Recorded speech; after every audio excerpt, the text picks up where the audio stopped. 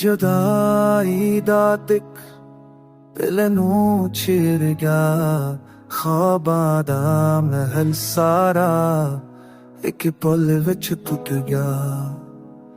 तेरी हसी दा अक्स हुण वी विच नजर आवे, पर हकीकत च तू किते दूर चली जाए।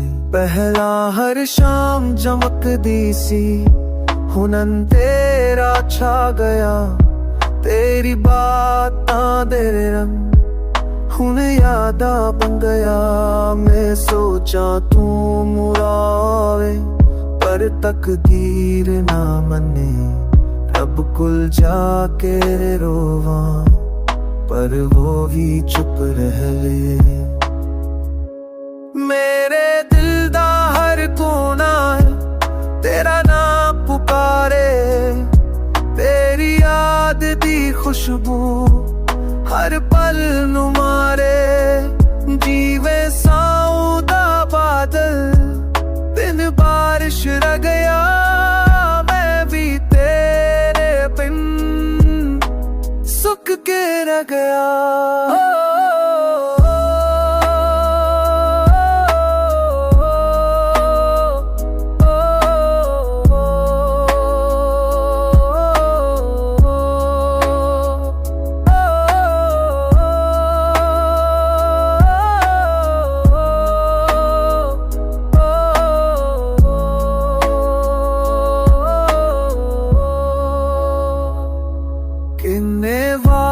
दे कहते पर दुनिया झूठी नकली।